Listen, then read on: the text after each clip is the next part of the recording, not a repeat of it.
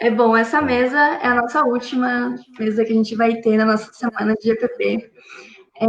Infelizmente ela está acabando, mas não deixem de acompanhar a página do Facebook aqui do CAS, o Instagram, que é @CASGPT, e a página do YouTube, que a gente está sempre trazendo eventos novos e novidades sobre o campo de políticas públicas. Essa live e as outras mesas vão estar disponíveis tanto aqui na página do Facebook quanto no YouTube. Então, para quem quiser assistir depois, vai estar lá tudo disponível. E eu vou começar me apresentando, né? Eu sou a Tainá Sudemi, sou aluna do segundo ano de Gestão de Políticas Públicas da USP, diretora do Departamento Acadêmico Pedagógico, docente acadêmico, e também representante discente de GPP. E hoje eu vou estar ajudando aqui a mediar essa live, que com certeza vai fechar com chave de ouro a nossa semana de GPP. Hoje a gente vai falar sobre a precarização do trabalho e a uberização. A gente sabe que o tema da precarização não é um tema recente, a gente está sempre, desde o início da classe trabalhadora, lutando por direitos e por dignidade, mas com essa nova onda da tecnologia e com os aplicativos, a gente está trazendo outras demandas, mudanças que acabam acontecendo no âmbito trabalhista, e que a gente sabe que esse ônus, essas mudanças, essa precarização cai sobre os trabalhadores. Mas para falar isso com profundidade e também com vivência, trazemos aqui dois convidados ilustres, que é a professora Marta Bergamin e o Galo. Muito obrigada pela presença de vocês e por aceitarem participar dessa live. Eu tenho certeza que vai ser um debate muito rico. Eu agradeço muito a presença de vocês. E antes de passar a palavra, eu queria perguntar se tudo bem se a gente, se as falas fossem transcritas também para o Boletim Interdisciplinar de Políticas Públicas, que a gente vai ter uma edição especial da Semana de PP agora em novembro. Eu queria ver se está tudo bem para vocês, se essas falas fossem transcritas e o conteúdo dessa live. Tudo certo? Bom, e para iniciar, eu vou começar apresentando o primeiro convidado, que vai ser o Galo, que é fundador e porta-voz do Movimento dos Entregadores Antifascistas, motoboy desde 2012 e trabalha com aplicativos desde 2019. Então, a palavra é toda sua, Galo. Muito obrigada pela presença. Estamos muito felizes por você estar aqui com a gente hoje. E a palavra é sua. Valeu, Tainá. Valeu, Marta. Obrigado aí pelo convite. Bom, é isso aí. Eu trabalho como motoboy desde 2012. De 2012 a 2015 eu sofri 2 acidentes que quase custaram a minha vida. Resolvi parar, resolvi fazer outras coisas. E aí, quando foi em 2017, eu tinha arrumado um outro trampo de carteira registrada, que o primeiro trampo que eu tive de carteira registrada era de motoboy. Aí depois, quando eu fui arrumar um outro trampo, eu arrumei de técnico de telecom ali em 2017, a época que minha filha nasceu. Foi a mesma época que esse trampo mandou eu embora. Eu dei uma desesperada ali, tentei segurar a onda até 2019 e eu tive que comprar uma moto e parcelar uma moto e ir atrás de emprego de motoboy, que era o que eu tinha de mais experiência assim, em carteira de trabalho. Quando você tem uma família para você cuidar, filho, essas coisas, você quer garantias, né? Você quer ter um salário no final do mês, você quer ter um FGTS contando lá, acumulando, você quer ter um seguro-desemprego se você for mandado embora, você quer ter direitos que garantem você e sua família, né? O FGTS é uma coisa louca, assim, porque a maioria das pessoas que eu conheço que conseguiram conquistar sua casa própria, seu apartamento, seu terreno, foi utilizando o FGTS como entrada, né? O cara trabalha 2 anos, 20 anos ali numa empresa e na hora de dar entrada num apartamento ou num terreno, ele utiliza o FGTS como entrada e aí consegue conquistar a casa própria e tal, seu pedaço de terra, né? E então eu queria essas garantias para poder cuidar da minha família, poder cuidar da minha filha e tal. E aí eu tirei a moto e fui atrás de um trampo registrado. Em 2019 já não tinha mais trampo registrado de moto, muito pouco. O sindicato fala que já teve 25 mil assinaturas de carteira no sindicato, hoje conta com 5 mil assinaturas, né? Então eu tive que me cadastrar num dos aplicativos aí que tinha e fui trabalhar por aplicativo. Logo no começo eu descobri que os aplicativos eles eram uma roubada, assim, que não era algo que eu ia conseguir cuidar da minha família da forma que eu gostaria, entendeu? Também eu não pensava em arrumar um trampo que eu conseguisse dar, sabe, para minha filha a vida que o Luciano Huck dá para as filhas dele, entendeu? Não era isso, mas eu tava querendo garantias, sabe? Você precisa de garantias, sabe? Garantias para o futuro da sua filha, sabe? Porque a gente olha para o nosso futuro, a gente pensa no nosso futuro, né?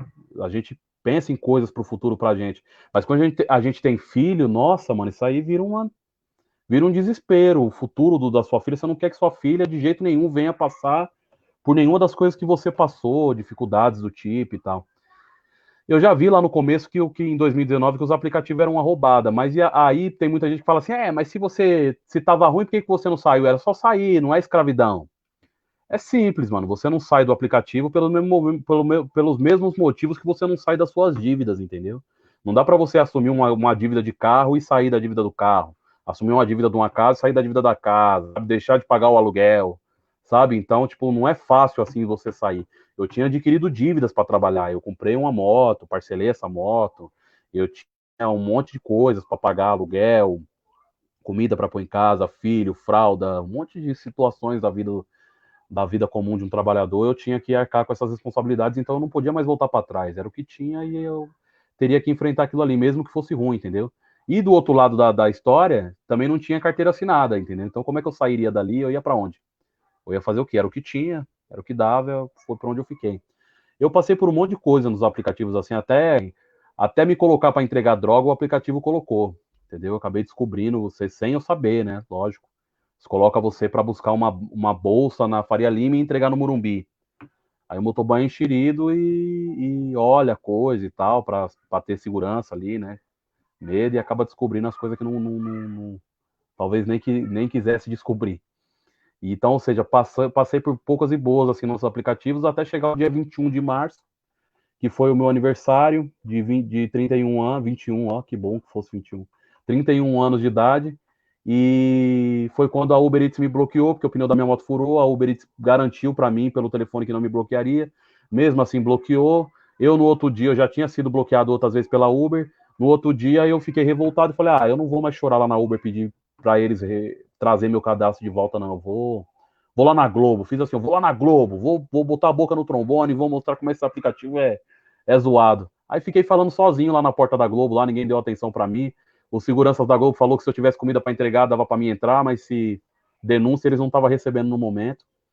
E aí na época eu tinha mais ou menos uns 300 seguidores ali no Instagram, e eu coloquei lá no stories do Instagram assim, falei: "Ó, mano, quem tem um contato de um jornalista aí para me ajudar? Eu quero fazer uma denúncia".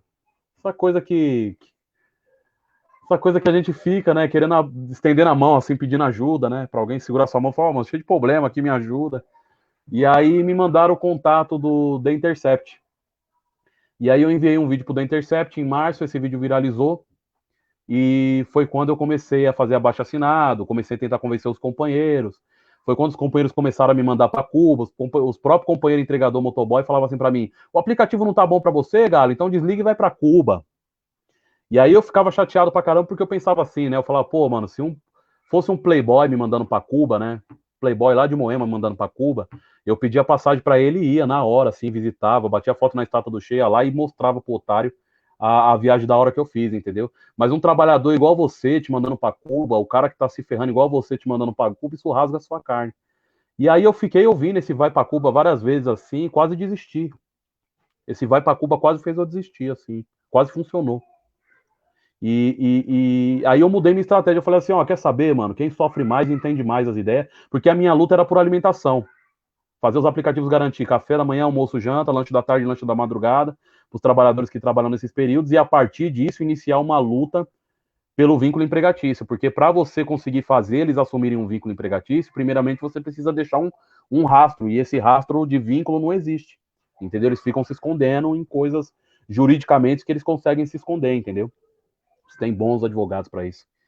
E aí eu fui tentando, aí eu mudei minha estratégia. Eu falei assim: ó, eu vou conversar com o pessoal das bicicletas, mano.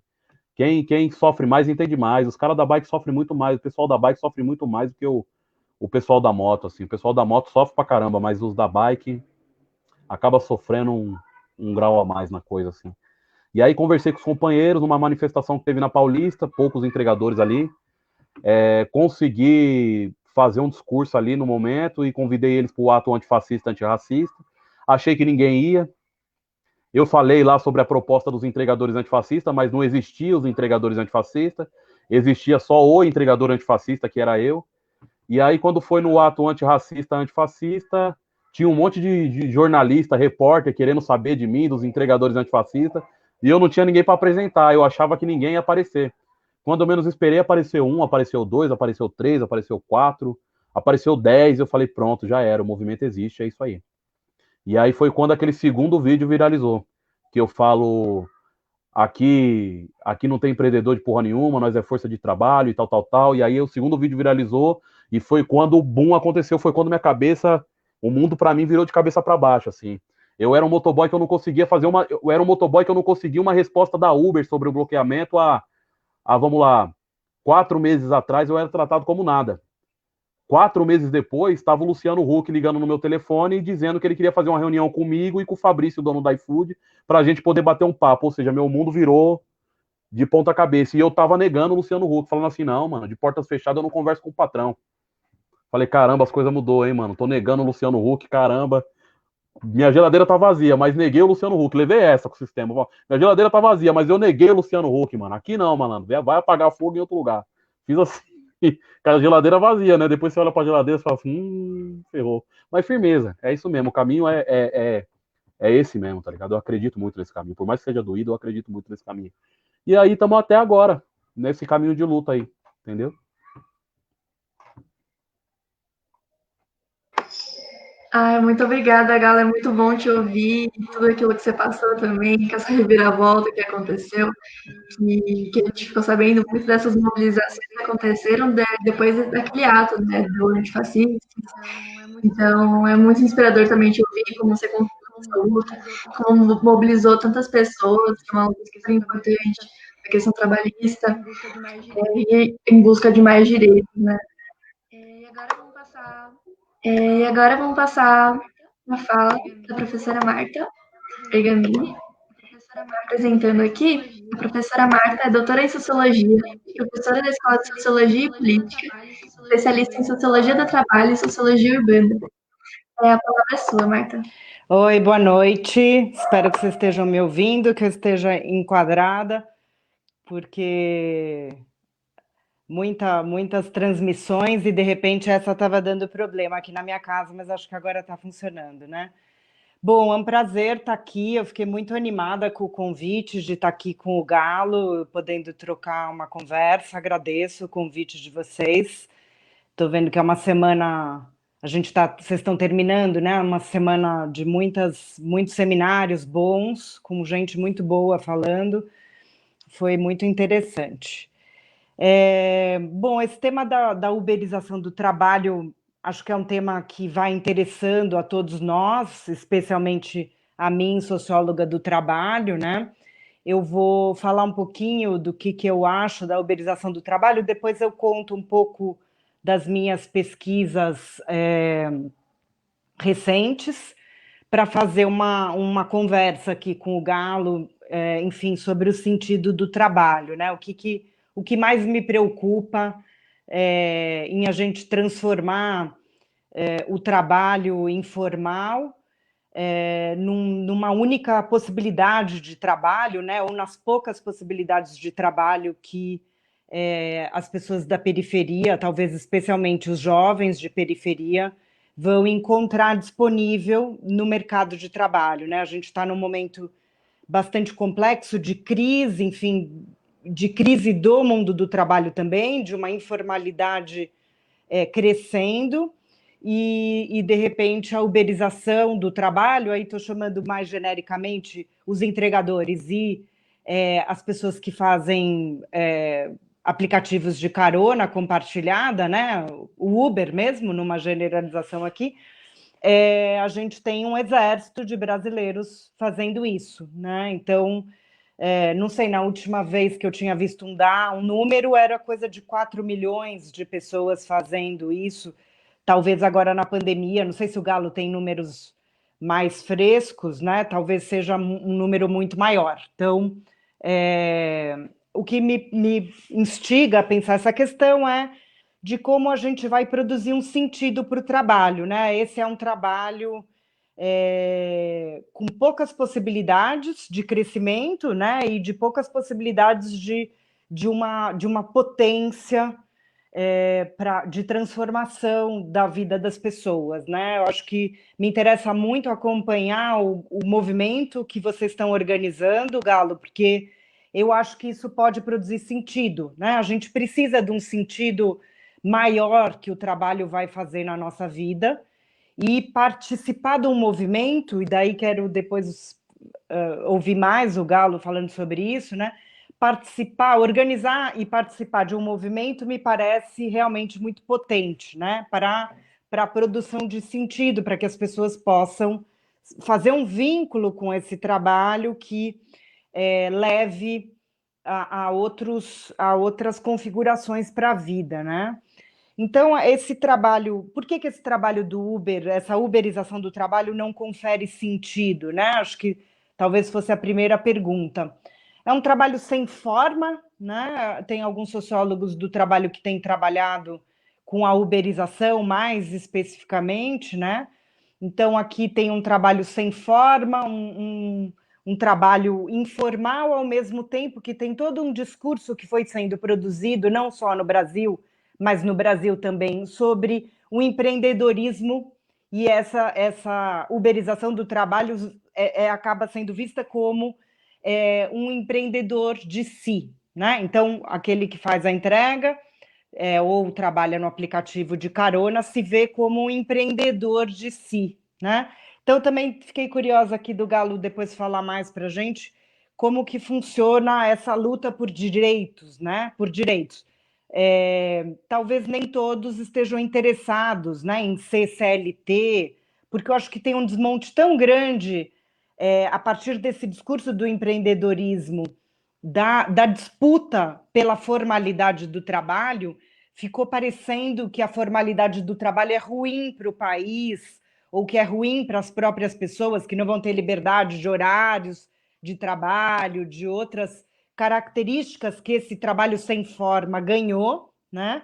Mas, pela fala do Galo, parece que a disputa por direitos é realmente o que pode levar a uma organização, né? Eu queria entender depois ele falar um pouco mais como que isso tem funcionado no movimento, né? O que quais são os motes assim que ajudam vocês a estarem juntos como movimento social, né? Para organizar esse movimento. E eu acho que agora a gente tem uma característica a mais desse trabalho, né? Que são os algoritmos, né?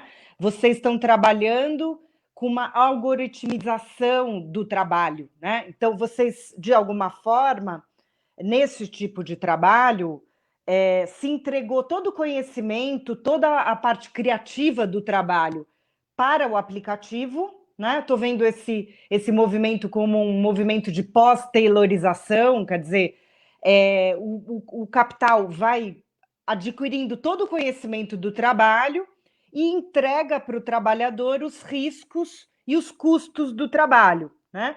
Você tem que comprar a sua própria moto, como o Galo estava contando, quando ele inicia o trabalho no aplicativo, ele estava com uma dívida, porque financiou provavelmente a moto, né, para começar a trabalhar. Então, a manutenção da moto, os riscos de um acidente no horário de trabalho, tudo isso é entregue para os trabalhadores, né?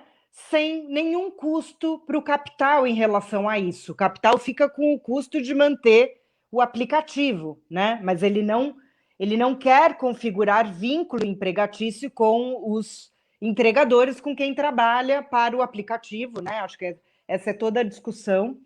E aí, esse trabalho onde o algoritmo participa, você precisa do engajamento cada vez maior do trabalhador, né?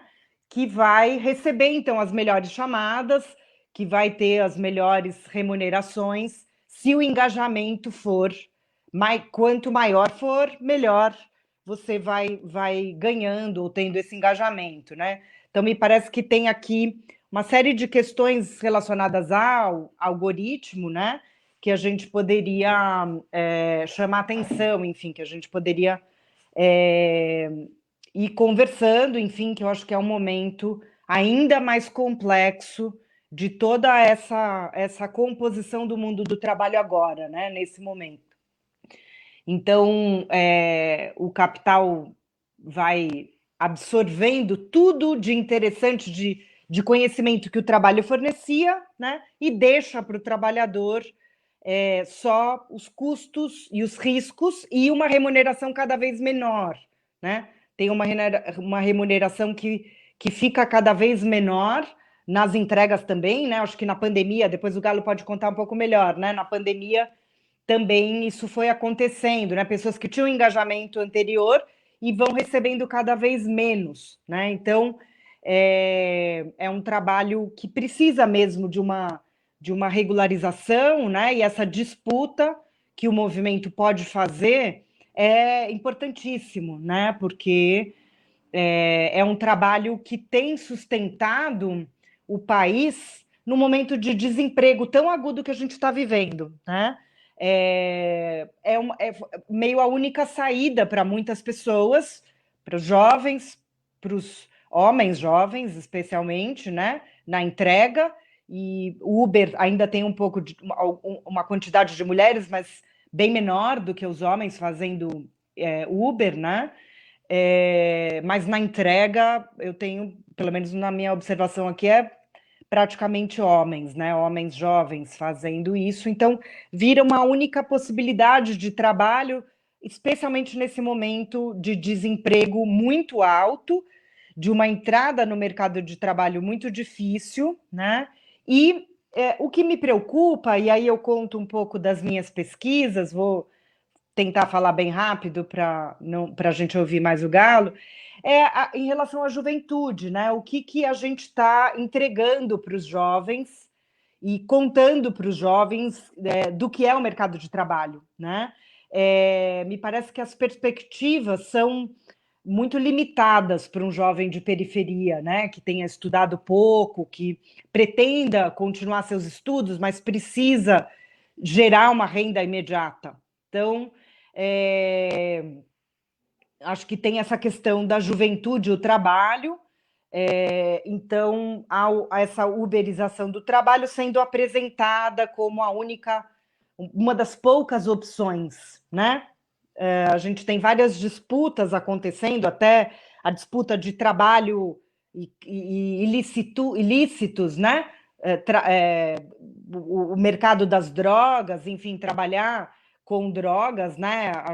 Acho que o Galo estava até falando um pouco sobre isso, quer dizer, de repente você também está fazendo isso sem saber, né? Estão te colocando numa entrega ilícita, ilegal, sem você ter conhecimento, né? O que é ainda mais grave, porque alguns jovens vão fazer, de certa maneira, eu vou botar entre aspas, essa escolha, né? Em relação a como gerar renda, né? Então tem uma disputa aqui, e aí para os jovens me parece que apresentar a uberização como a única possibilidade é reduzir demais, né, o escopo todo do que os jovens podem fazer, né? Eu tenho pesquisado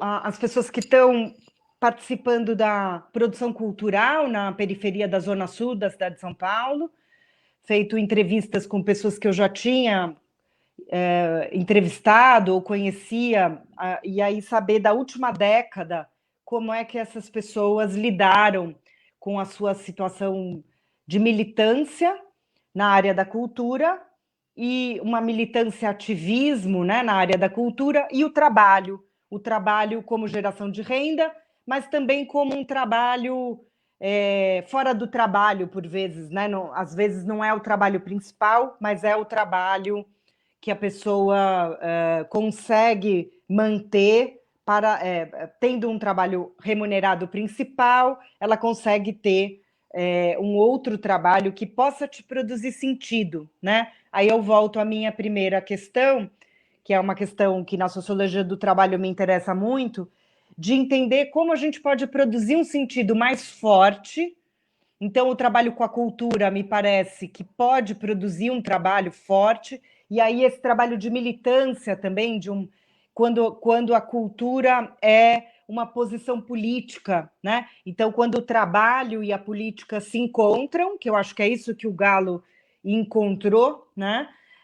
A política começa a fazer produzir um sentido para a vida das pessoas. No caso dos meus pesquisandos, digamos assim, eu estou pensando na cultura como uma posição política, né? Então, fazendo um pouco essa leitura do trabalho como política e a importância que isso tem na produção do sentido, uma produção subjetiva forte que possa apresentar para os jovens, porque essas pessoas trabalham em associações, em ONGs, e os jovens vão frequentando, vão conhecendo este trabalho e podem se ver num trabalho no futuro, né, na entrada do mercado de trabalho, num trabalho que produza, enfim, sentido, que seja interessante, né? Por vários. Estou fugindo aqui da palavra felicidade, porque na sociologia ela também é meio estranha, mas que possa produzir esse sentido na produção subjetiva forte, né? Em que você também seja apresentado a outros trabalhos que não só os que foram apresentados na sua casa, né? Pela sua família, pelos seus pais, e pelo que você vê pela mídia e tudo mais. Então, um trabalho que abra, né, novas possibilidades. As pessoas não conhecem as coisas do mundo, e quando tem essas ONGs, associações, pessoas com uma posição política, elas vão ser apresentadas, os jovens são apresentados para uma gama maior de trabalhos, né? Trabalhos mais interessantes. Então, encerro a minha primeira participação aqui para a gente debater mais. Muito obrigada, professora. Acho que é muito enriquecedor também o que você traz, toda essa contribuição. E se o Galo quiser falar um pouco sobre esses questionamentos que a Marta levantou também, pode ficar à vontade. Acho que o Galo vai ter que sair um pouquinho antes da live, mas para todo mundo que está aqui assistindo, se tiver alguma dúvida sobre esse tema, tiver alguma pergunta direcionada aos nossos convidados, pode deixar aí nos comentários do Facebook. E não esquece também de deixar o amei aqui na live. A palavra é sua, Galo.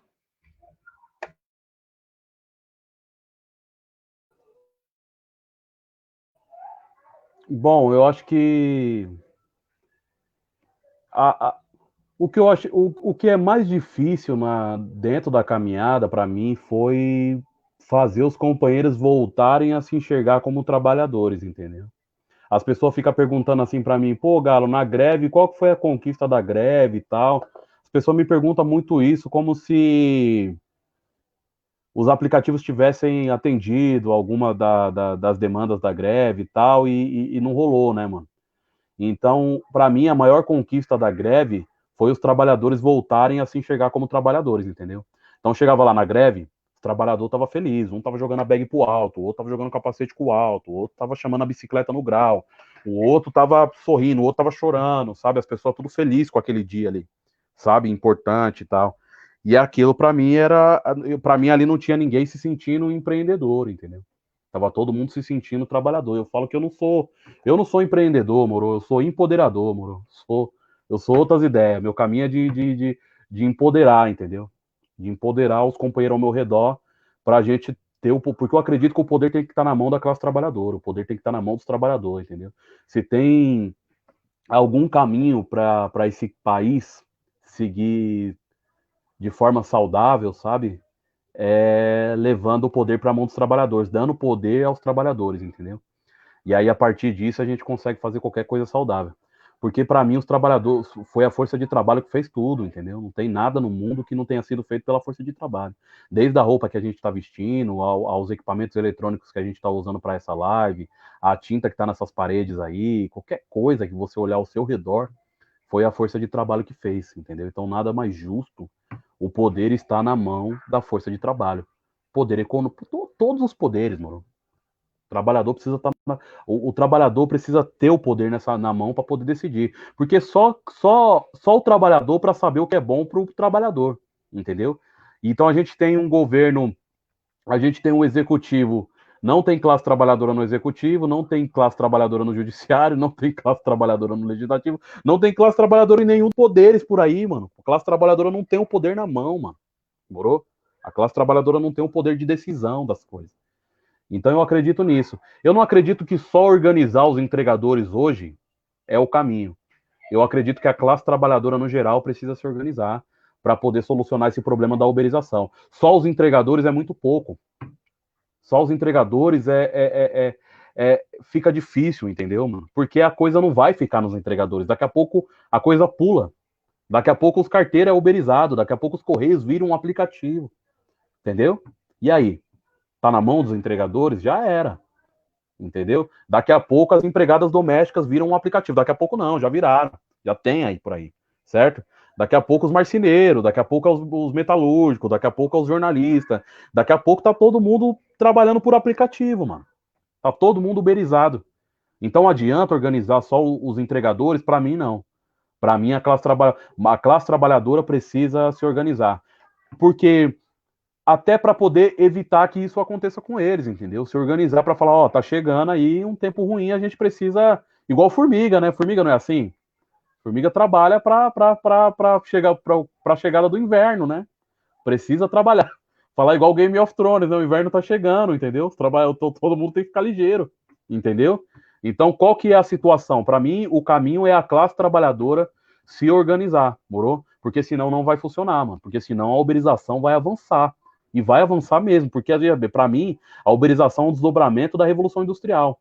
Na Revolução Industrial, você teve uma nova tecnologia que chegou, morou? Que era a máquina. A máquina era para auxiliar o trabalhador a produzir mais, trabalhar menos, ganhar mais. Certo? Aumentar a produção para o trabalhador poder trabalhar menos e ganhar mais, porque é isso que a gente quer, é isso que a gente merece. Trabalhar menos e ganhar mais. Tá cheio de gente para chamar a gente de vagabundo por causa desse discurso aí.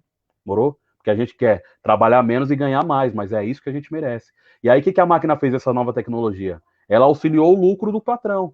O patrão percebeu que a máquina fazia o serviço de 10, mandou 9 embora, capacitou um para operar a máquina e ficou só para um. Então, a máquina que era para auxiliar o trabalhador a trabalhar menos e ganhar mais, suprimiu o emprego dos trabalhadores.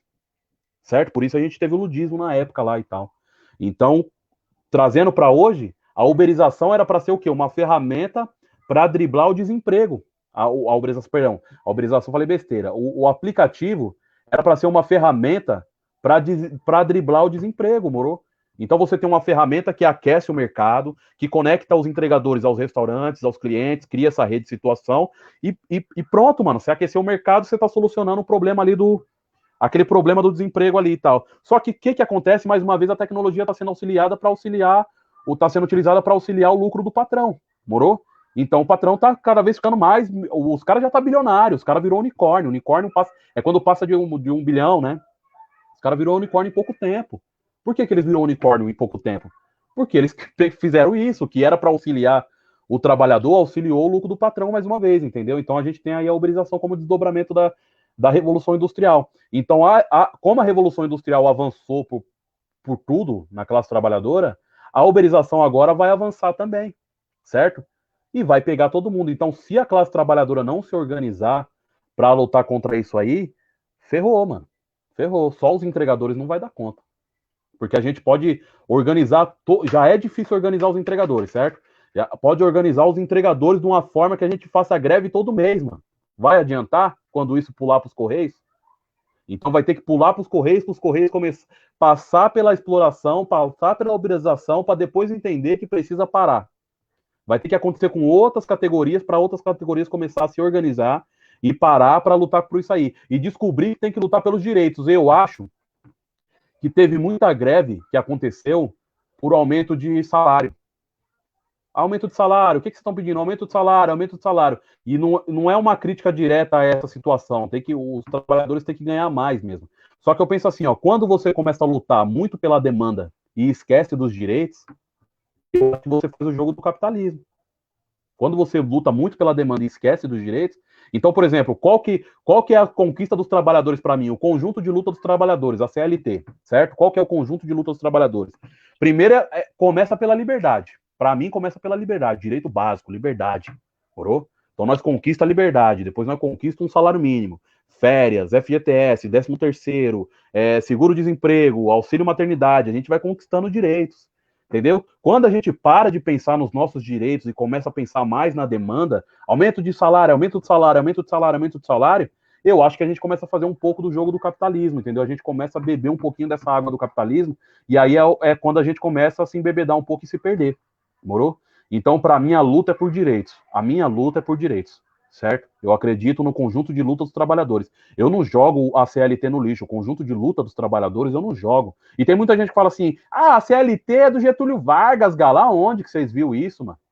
Getúlio Vargas criou a CLT e tal, não sei o quê. O Getúlio Vargas era um fascista que entregou a Olga Benário grávida para os nazistas e tal. E a minha lógica é simples, assim, eu falo assim, ó, o Getúlio Vargas não estava em Palmares lutando pela liberdade, o Getúlio Vargas não estava na porta da fábrica lutando pelo salário mínimo, o Getúlio Vargas não estava na rua fazendo greve, mano.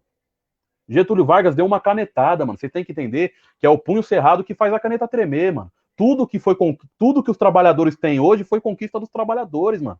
Não quer dizer que alguém foi lá e deu uma canetada e pronto, ele entregou isso aí para nós de mão beijada. Não tem nada de direito dos trabalhadores que foi dado por um patrão ou que foi dado por um governante fácil. Sempre teve pressão popular na rua para conquistar os direitos dos trabalhadores. Morou? Então, todas as conquistas dos trabalhadores é mérito dos trabalhadores. Morou? Então, falar que o Getúlio Vargas deu a carteira de trabalho para os trabalhadores é a mesma coisa de falar que a princesa Isabel deu a liberdade para nós também. Nem ela deu a liberdade para nós e nem o Getúlio Vargas deu a carteira de trabalho para nós. Foi tudo nós que conquistou, mano.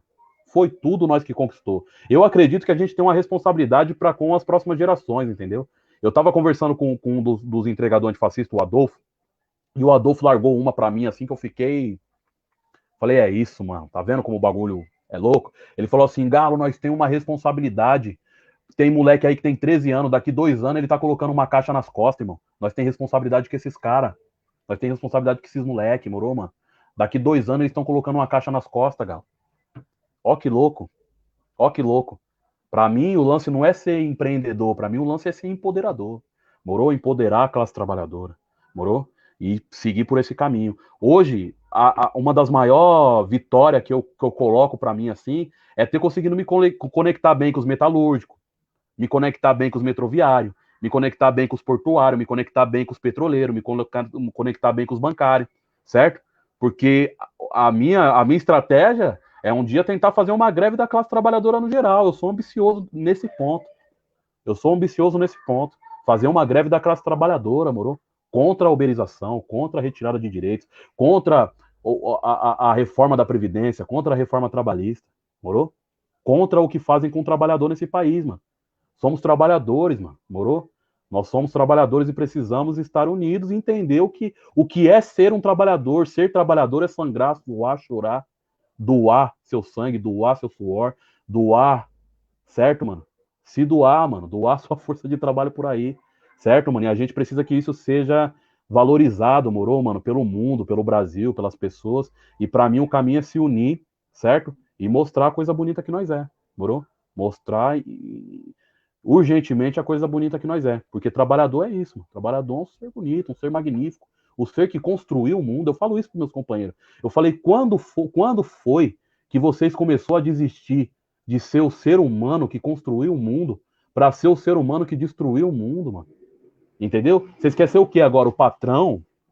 Vocês querem ser o empreendedor, o ricão, o cara que tem uma Ferrari, o cara que passa por aí esbanjando dinheiro, que ele é foda? Você é o ser humano que construiu o mundo, meu parceiro. Você levantou as pirâmides do Egito, a Torre Eiffel, você que mandou os foguetes para a Lua. Firmeza? Foi você que mandou os foguetes para a Lua, entendeu? Sabe o engenheiro que ganha diploma, que ganha prêmio Nobel, que não sei o quê, ele não é nada sem um parafuso que o metalúrgico faz, rapaz. Manda o engenheiro fazer a engenhoca dele sem um parafuso que o metalúrgico fez. Tá todo mundo conectado, mano. Todo mundo é claro. Para mim, eu não faço diferença de força intelectual para força de braçal. Para mim, a força de trabalho é o conjunto da força intelectual e a força braçal. Eu não faço diferença de um do outro. Eu não faço diferença de um lixeiro para um médico. Eu não faço diferença de um metalúrgico para um engenheiro. Entendeu? Uma vez, um companheiro meu, o Léo, o entregador de fascista também, ele tava bêbado, né? Nós tava discutindo, ele tava bêbado. Aí ele falou assim, Galo, conta aí pro bêbado. Até bêbado os caras falam as verdades, assim, ó. Ô, Galo, Conta aí pro pessoal que você tava numa reunião lá com os metroviários. Aí eu falei, porra, Léo, eu tava numa reunião com os metalúrgicos, mano, você errou. Aí ele falou assim, mas não é a mesma coisa? Eu falei, não, mano, metroviária é de metrô, né? E metalúrgico é de fazer o metal e tal, manipular lá e fazer as peças e tal. Aí ele pegou e falou assim, mas se o metalúrgico não fizer o metrô, não tem metroviário, né? Eu falei, é. Ele falou, então tudo é a mesma coisa, galo. Entendeu? Então, ou seja, eu acredito muito nisso, mano, na caminhada do Paulo Freire, assim, ó. Eu acredito que o conhecimento já tá nas pessoas, você não precisa ensinar as pessoas nada. O conhecimento já tá lá. Você só precisa falar algumas palavras-chave e essas palavras vão ativar coisas dentro do trabalhador que já existem lá, mano. O trabalhador é um gênio, mano. O trabalhador, ele tá acumulando coisa na mente dele e são pequenas coisas que ele escuta ou que ele vê que faz ele trazer todo esse conhecimento para fora. Entendeu? Olha o que o cara, olha o que ele falou, olha o que o Adolfo falou, olha o que o Léo falou, de forma natural, de forma espontânea. E ainda tem gente acreditando que precisa ensinar esse pessoal, entendeu? Só, mano, tem que ensinar o pessoal e tal, aquelas trabalhadoras se unir, não. O ponto de união já tá lá, mano. O ponto de união já tá lá. Tudo que a gente tem que fazer é sair gritando por aí a nossa verdade. Morou? Porque as verdades se conectam. Eu acredito nisso, nas verdades que se conectam. Entendeu? Eu acredito que o mundo vai ser mudado por várias verdades que vão se conectando e se transformando numa verdade cada vez maior. Morou? Qual que é a verdade? Existe força de trabalho sem patrão, não existe patrão sem força de trabalho. Pode falar capitalismo, neoliberalismo, pode criar mil coisas para tentar me enganar. Fala assim, não, mas por aí e tal, não sei o quê. Eu sempre vou ter isso na minha cabeça. Existe força de trabalho sem patrão. Não existe patrão sem força de trabalho, mano. Quebra isso na minha cabeça, muda isso na minha cabeça. Ah, mas se não tiver patrão, não tem patrão, mano. E nós não precisa do patrão. Agora, se não tiver força de trabalho, o mundo acaba, meu parceiro. Se não tiver patrão, o mundo melhora. Se não tiver força de trabalho, o mundo acaba. Entendeu? Muda isso para mim, com o seu liberalismo, com o seu capitalismo, com os seus Estados Unidos, com a sua Holanda, com o que você quiser, você não consegue mudar a verdade, mano. A verdade é a verdade. Morou? Eu acredito nisso.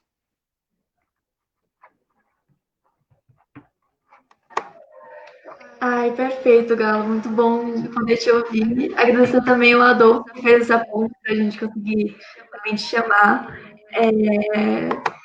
para fazer esse debate tão importante que a gente está tendo agora e ouvir todas as suas colocações, que é muito bom. Eu não sei quanto tempo ainda você pode ficar aqui, mas tem algumas perguntinhas. Aí você pode responder também. A gente tem aqui umas Demorou, se tiver as duas, três perguntas aí, nós já perguntinhas. responde.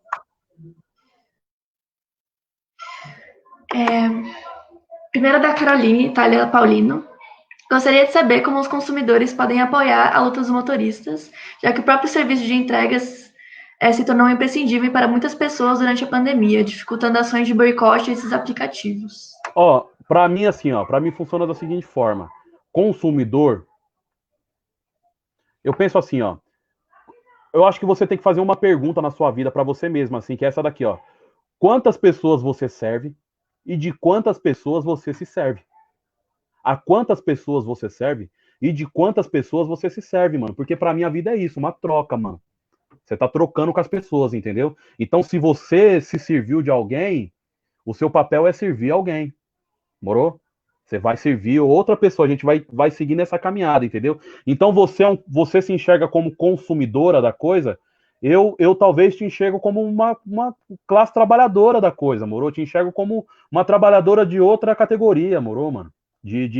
Mais pertencente à classe trabalhadora, entendeu? E que você está utilizando o serviço que eu presto. E que eu, em algum momento, posso utilizar o serviço que você está prestando em outra área. É uma troca. Ou seja, a quantas pessoas você serve e de quantas pessoas você serve. A gente está conectado, nós é a mesma coisa, mano. A minha dor não pode doer só em mim, tem que doer em todo mundo, mano. É assim que nós vai mudar o mundo, entendeu? Então, não é ajudar, é se ajudar, morou? Carolina, se você estiver enxergando como estiver ajudando os entregadores, eu acho que você está fazendo um caminho contrário da coisa. Você está se ajudando, a uberização vai chegar em você em algum momento. Entendeu? Então, essa dor que está aqui na minha carne é a mesma dor que está aí na sua carne, que ela vai se intensificar, assim como está intensificada na minha carne, entendeu? Então, eu acho que a questão não é como a gente pode apoiar ou ajudar. A questão é como a gente pode se ajudar. Morou, mano? A gente precisa se unir, morou, mano? A gente precisa se unir. Vou falar o que para você? Vou falar para você dar uma caixinha? Vamos se unir, mano. Mudar o mundo de uma vez logo, mano. Certo? Vamos pra cima. Posso fazer uma colocação e daí fazer uma pergunta? Claro, pode ser.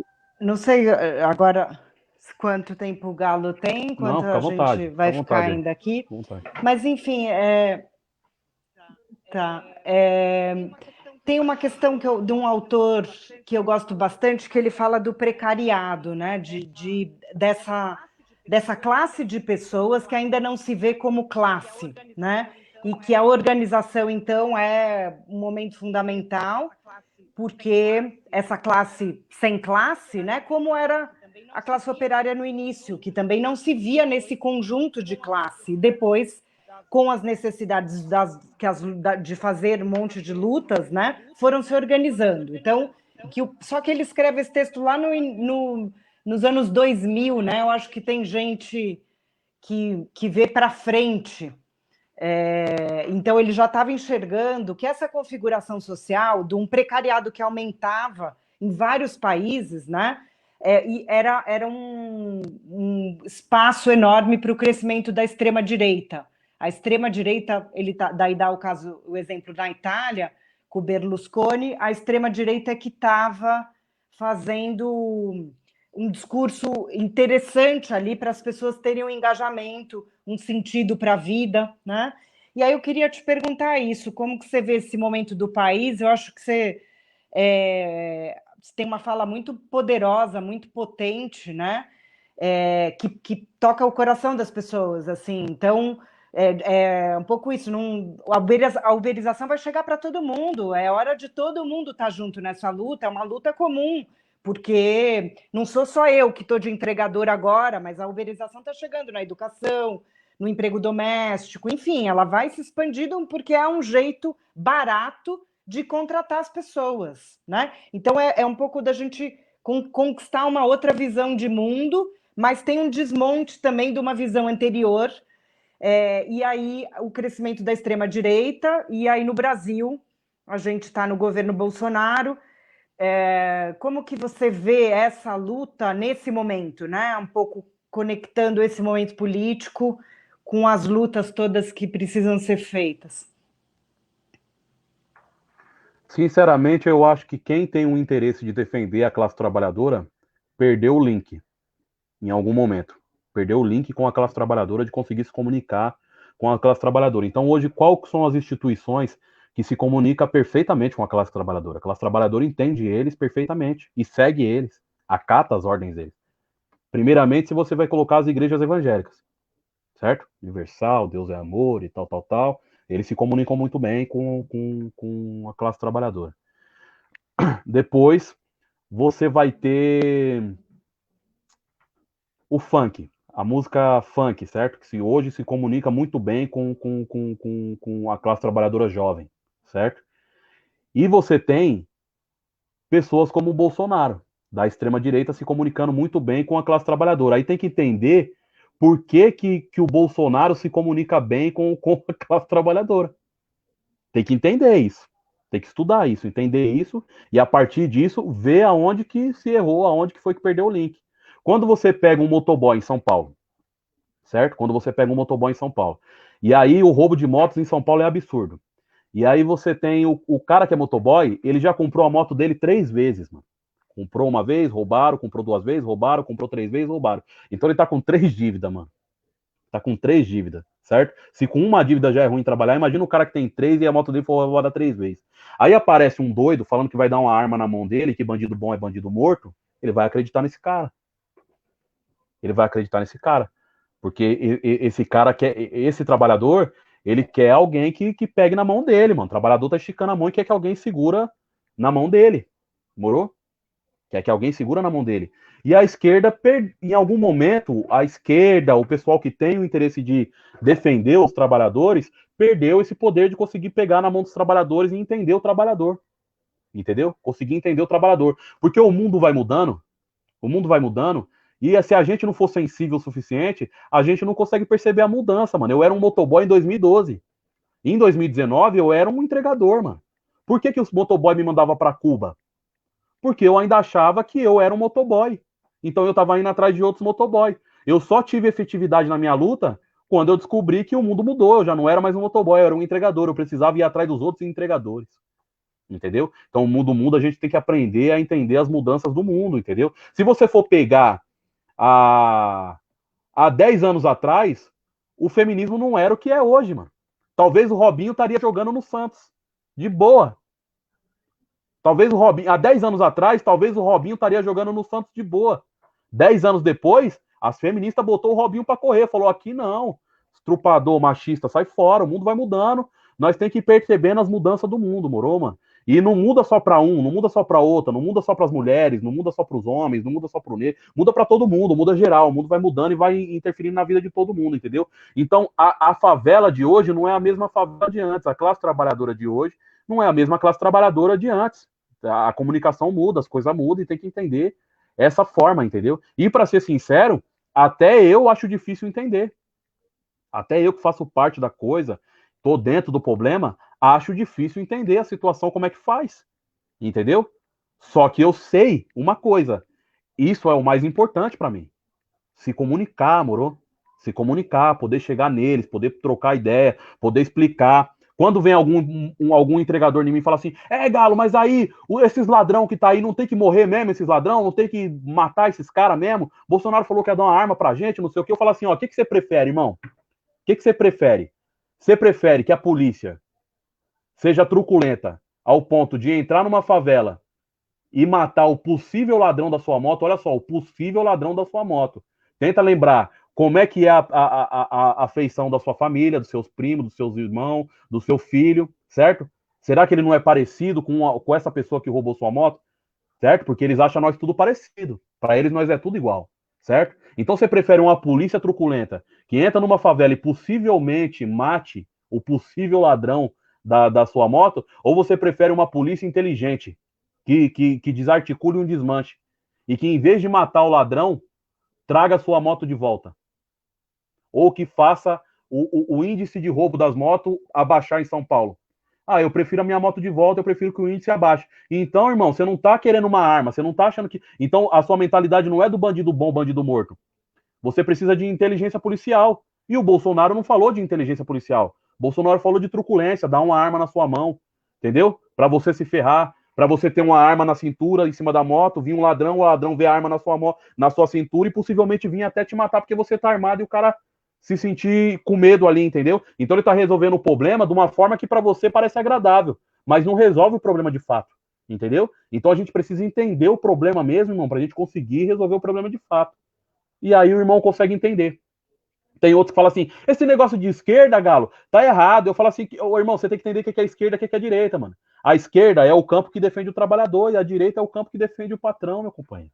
Firmeza? A direita é o campo que vai defender o patrão e a esquerda é o campo que vai defender o trabalhador. Qual que é o lado que você precisa que seja defendido, meu companheiro? Do patrão ou do trabalhador? Entendeu? É simples. Ah, mas não tem corrupção na esquerda, Galo? Claro que tem. Tem corrupção até no Vaticano. Você acha que não ia ter corrupção aqui na esquerda no Brasil?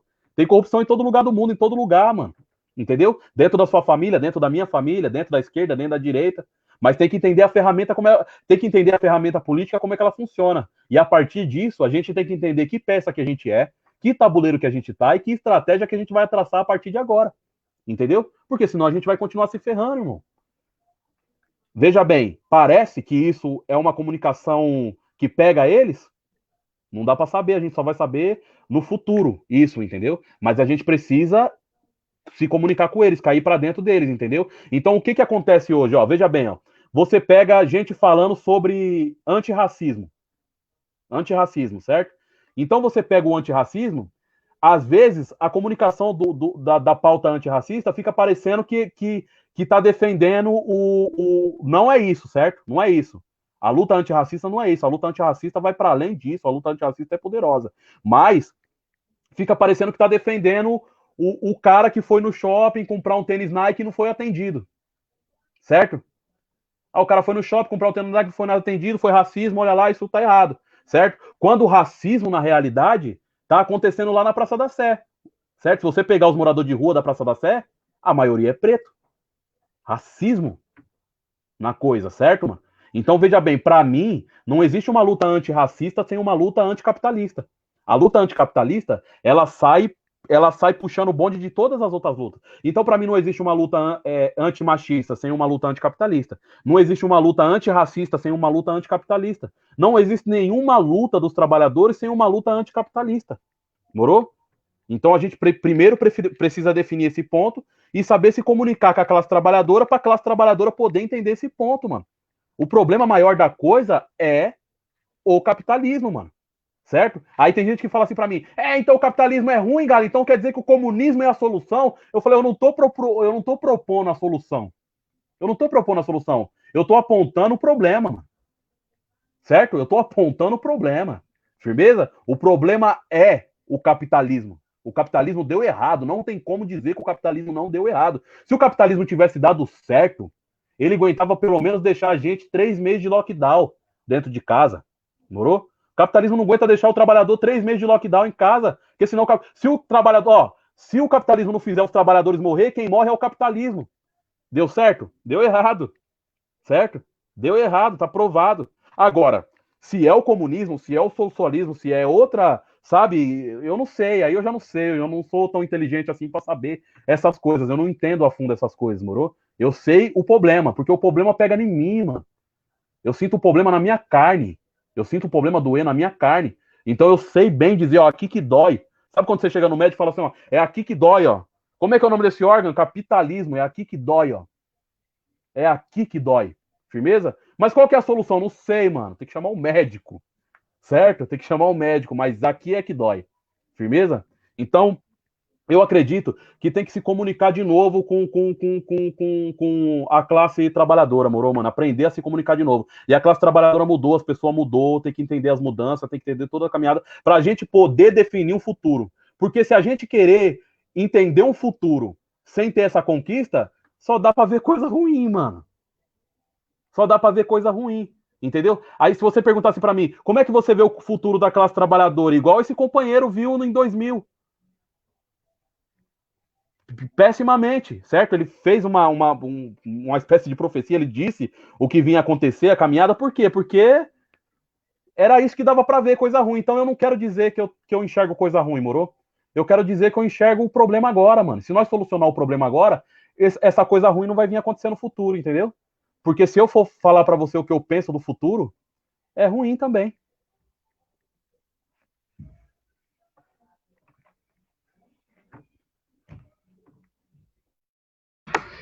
Muito obrigada, Galo. Se a professora Marta também quiser trazer algumas colocações agora também.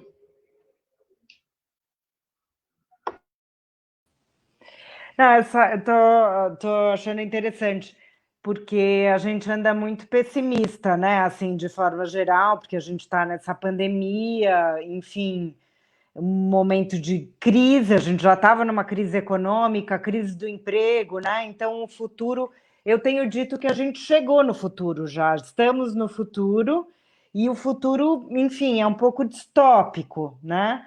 Mas eu gosto da tua visão de que também ficar falando isso só produz a ficar mexendo na ferida sem produzir uma cura, digamos, né? Sem produzir alguma coisa mais positiva. Acho bonita a tua visão de que essa conversa, né, de formação mesmo, né, das pessoas como trabalhadores, uma formação da classe trabalhadora no século XXI, digamos, né? A gente entrou num outro momento e agora a gente precisa voltar a se entender como trabalhadores. Acho uma visão linda, né? Acho potente e interessante, porque, de fato, a gente, apontando os problemas, a gente vai conseguindo produzir as soluções de um mundo comum juntos, né? Também não tem varinha mágica, não tem alguém, um profeta que vai trazer isso, né? Acho que um pouco a mensagem, a gente vai construir junto. Mas gosto da tua visão de que a gente precisa exaltar algumas coisas que a gente possa enxergar como positivas, ao invés de ficar só apontando o distópico desse momento, né? Acho que a gente está num momento bem complexo, enfim, porque eu acho que tem toda a construção desse discurso, né, do empreendedor, de que você não é classe trabalhadora, você é outra coisa, né? E a gente vai vendo a produção de um mundo em que todo mundo vai ser uberizado daqui a pouco, né? Ou para os jovens, a única coisa que está sendo oferecida é uma entrada no mercado de trabalho muito desqualificado, muito precário, né? A gente tem algumas pesquisas de sociologia do trabalho que vão apontando que quando a entrada é muito precária, as pessoas muitas vezes não conseguem sair dessa entrada precária, né? Elas vão reproduzir essa entrada precária, e aí a gente pode lembrar que o Brasil é um dos países mais desiguais do mundo, né? Então, o mercado de trabalho reflete isso, né? A gente enxerga isso, a gente enxerga uma desigualdade racial, uma desigualdade de gênero, essa desigualdade da periferia toda expressa no mercado de trabalho, né? Peraí que eu ia falar uma coisa interessante que eu ia apontar. Você diz, o capitalismo hierarquiza, né? E a gente acreditou, a gente hierarquizou demais, né? Então, se a gente olhar de novo como uma luta entre patrão e trabalhador, a gente consegue simplificar um pouco essas hierarquizações todas que a gente foi produzindo e que elas não contam a verdade sobre o trabalho, sobre o mundo do trabalho, né? Acho isso muito interessante, muito potente. Que você diz, existe força de trabalho sem patrão, né? A gente pode montar uma cooperativa de entregadores, a gente pode montar uma cooperativa de Uber, né? De carona compartilhada, tentando rever um pouco os princípios do início desses aplicativos, né? Que era teoricamente uma economia colaborativa que vai sendo abocanhada, né, pela força do capital, pela força que esses aplicativos foram mostrando, né? Mas aí reaver a força do trabalho, colocando de uma outra maneira, né? Um discurso que foi produzindo um trabalhador impotente frente a essas transformações, né? Eu acho que é isso que esse discurso do empreendedorismo foi produzindo também. Tem uma impotência aí, né? O trabalhador não se vê como ator mesmo, né? De uma mudança histórica. A gente perdeu isso, né? Eu acho que a gente estava num momento de muito pouca mobilização do trabalho, né? A gente está agora na pandemia, acho que o único movimento de rua que teve foi o movimento dos entregadores, né? Isso que a gente está nesse momento ainda de uma parada total, a gente está meio perplexo e meio todo mundo um pouco parado, né? E os entregadores e as forças e os grupos antifascistas foram para a rua, acho que nos poucos movimentos, mostrar que a gente vai precisar recompor essa força, né? Eu acho que é um momento em que a força se enfraqueceu mesmo, porque o trabalho está em outro lugar, né? Ainda tem um discurso de que a gente deve ir para as fábricas, panfletar e tudo mais, mas a gente não tem mais um número enorme de trabalhadores nas fábricas, né? E a tecnologia vai chegando e vai reduzindo ainda mais o trabalho produtivo. Então, o trabalho está em outro lugar. Aí eu acho interessante o jeito que você coloca. A gente precisa de uma comunicação disso, né? Que as igrejas, o funk, como você colocou, e talvez o bolsonarismo, né? Eu tenho falado em bolsomilitarismo, né? Eu acho que a gente não tem um bolsonarismo sozinho, a gente tem uma força militar que tem caminhado junto com o bolsonarismo, que é uma coisa só, né? E que a gente precisa produzir discursos e práticas que possam fazer frente para a gente encontrar saídas aqui desse momento político, que é um momento também do mundo do trabalho, né? Eu acho que as coisas vão se encontrando realmente. E aí, acho que a profecia também desse sociólogo, né, do Standing, é de dizer há possibilidades de organização, né? Que é organizar o precariado como classe. As pessoas que vêm de lugares sociais muito diferentes, poderem se enxergar como conjunto, né? Como comum, como grupo, como trabalhadores. Acho que o jeito que você coloca é muito interessante, né? Vou deixar você falar mais, enfim.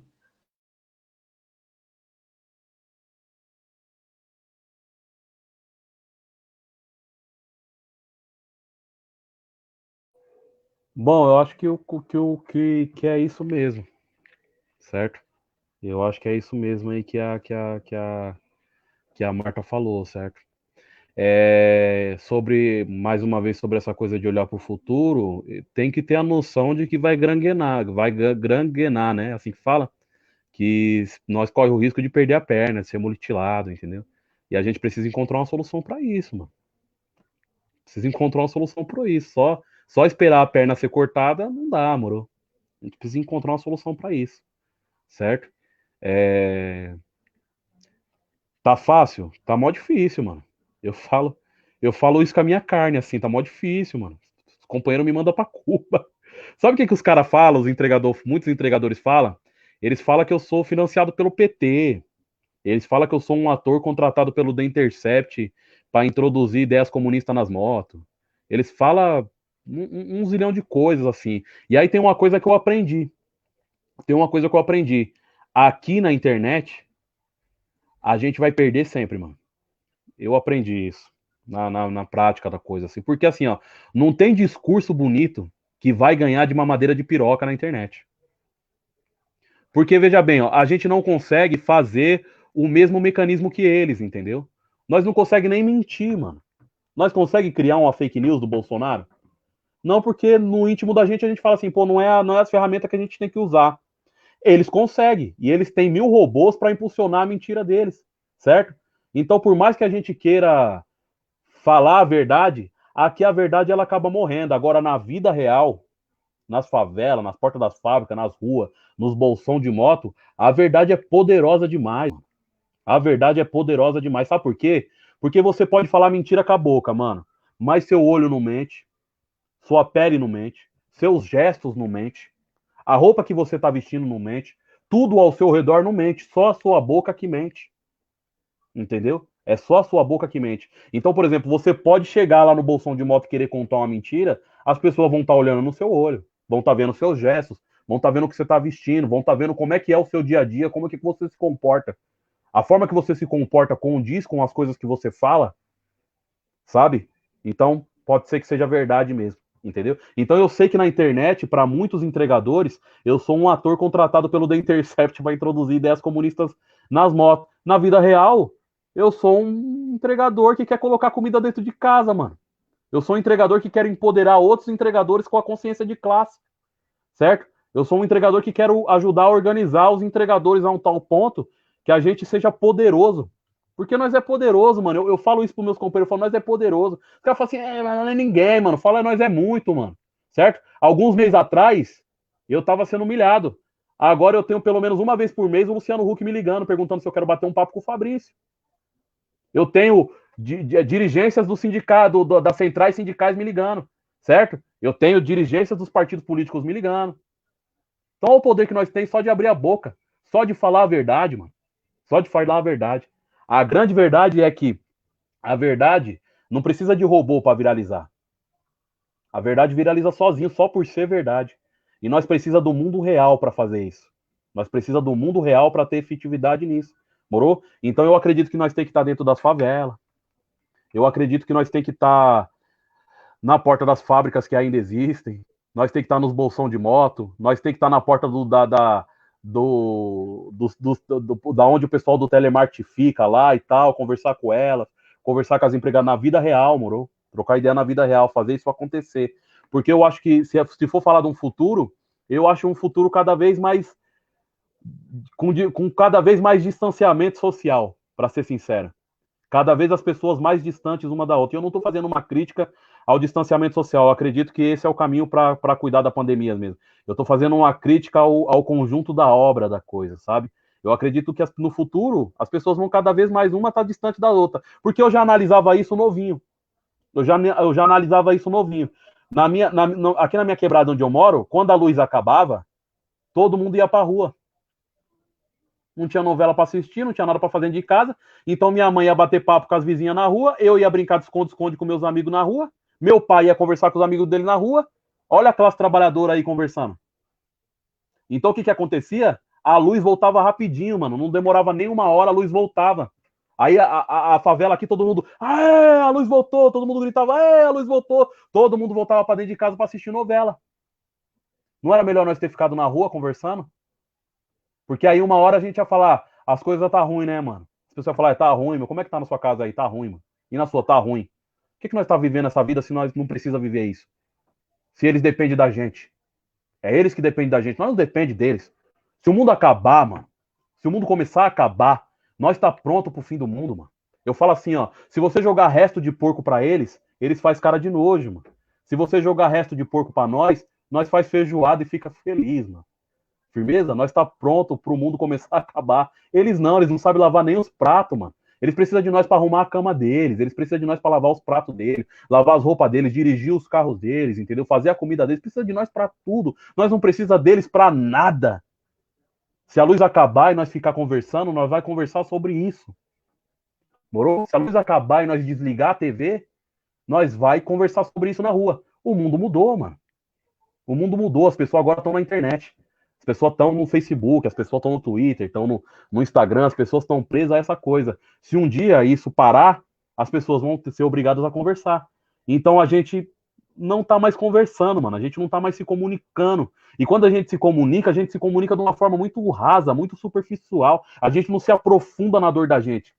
Que a gente tá louco para olhar no celular de novo para ver se as pessoas, mais alguém curtiu nossa foto. Será que mais alguém curtiu minha foto? Eu preciso ver, mano. Certo? E a gente acaba na vida real não se aprofundando nas coisas reais, moro? Sabe o que é real? A dor. A dor é real. A dor é um dos sentidos que faz você entender a vida mesmo, sabe? Provar que você tá vivo, mano. Sem dor, seria difícil entender a vida, mano. Seria difícil entender a vida. Precisa de dor para entender a vida. Morou? E quando você não se aprofunda na sua dor e na dor dos seus companheiros e acaba não entendendo que essa dor não é uma dor separada, essa dor é uma dor coletiva, sabe? Que o que tá doendo em você, muito provavelmente tá doendo no seu companheiro, mano. Se a gente não discutir isso, a gente não vai conseguir transformar o mundo da forma como o mundo merece ser transformado, morou? Eu sou um dos caras que eu falo assim, eu não quero ficar rico, eu quero mudar o mundo, morou? Não é que é voto de pobreza essa ideia. Não é que é voto de pobreza. É porque eu acredito nisso mesmo, morou, mano? De mudar o mundo, de crescer coletivamente, crescer junto, morou? Eu não quero vencer. Eu quero convencer essa vida de que eu ainda mereço continuar vivendo ela. Moro? Nós precisamos convencer essa vida de que a gente ainda merece continuar vivendo ela. Porque o capitalismo está provando que nós não merece continuar vivendo ela, mano. Esse capitalismo, e quando eu falo capitalismo, eu não falo só do capitalismo que está aí fora, eu falo do capitalismo que está dentro da gente, mano. Eu falo do capitalismo que está dentro da gente. Porque o capitalismo só existe aí fora porque ele existe aqui dentro também, mano. Porque em algum momento você deve estar pensando, ai, queria muito aquele tênis daquela marca tal. Ai, queria muito aquilo. Ai, queria muito aquilo. Ai, eu gosto dessa marca, não gosto daquela marca. Ai, eu penso assim, não penso assado. Porque o capitalismo te impulsiona a pensar dessa forma, certo? Então a gente tem que questionar, não o capitalismo que tá lá fora, a gente tem que questionar o capitalismo que tá aqui dentro, mano. Sabe? Por que eu tô comprando o arroz da Camil se o MST faz arroz, mano? Entendeu? Por que eu tô comprando arroz da Camil se o MST faz arroz? E é nosso, mano. E é nosso. Ah, Galo, não é nosso, é do MST. Não, o MST é nosso, mano. Vocês não entenderam isso? Os entregadores antifascistas? Não é meu. Não é dos entregadores antifascistas. É nosso. Morou? É nosso. Então por que nós está consumindo as coisas do mundo? Por que eu fico pensando assim, ó, por que não tem uma cerveja artesanal na favela? Se a favela gosta tanto de cerveja. Entendeu? Por que não tem uma cooperativa das costureiras na favela? Por que elas têm que ir pro Brás? Entendeu? Se é nós tudo que faz, mano. É tudo nosso se é nós tudo que faz. Entendeu? Às vezes eu fujo, mano, do ponto porque eu vou me empolgando. Eu vou me empolgando, aí eu não sei se eu já tô dentro da conversa. Parece que eu tô em outra conversa já, mano. Aí eu paro assim, que eu falo assim, tô indo por um caminho que eu acho que eu não vou conseguir voltar. Mas eu acho super interessante o jeito que você fala. É que deu um eco aqui, eu não sei se a Thay estava falando junto. Não, porque eu tenho pensado que a gente está no momento, esse crescimento da extrema-direita, e eu concordo totalmente com você, acho que a comunicação na internet, essa troca de ódio, né, que você chamou genericamente de mamadeira de piroca, é o que sustenta, né? Ainda é muito mais fácil trocar ódio. E aí, na tua fala, eu acho que tem um aspecto muito afetivo, que faz essa comunicação, né? Que a gente enxerga uma possibilidade das pessoas te ouvirem, porque você fala direto para o coração das pessoas, né? Então também tem muito afeto aqui na troca. Por isso que funciona, né? Por isso que é tão potente também nesse momento, porque a gente precisa de uma comunicação afetiva que possa fazer frente ao ódio. Trocar ódio é mais fácil. Tem sido mais fácil no Brasil, em outros lugares, mas aqui no Brasil, porque a gente está vivendo uma crise e as pessoas estão desempregadas, estão com poucas possibilidades de fazerem coisas, né, de terem renda e tudo mais. Então, trocar ódio tem parecido que é uma comunicação mais rápida e mais fácil. E eu acho que isso vai esgarçando o país, né? Vai esgarçando o tecido social. E aí a tua fala é um pouco de recompor esse tecido que foi rompido, né? As pessoas poderem se enxergar dentro de novo. E aí as pessoas dos mais diversos lugares sociais, você coloca de um jeito que estamos todos juntos, né? A gente vai construir junto, porque somos nós, né? E no fim, enfim, a periferia também com uma voz que pode se expressar diferente, né? E aí eu tenho, enfim, estudado um pouco essa produção até de comida como cultura, né? Como produção de cultura.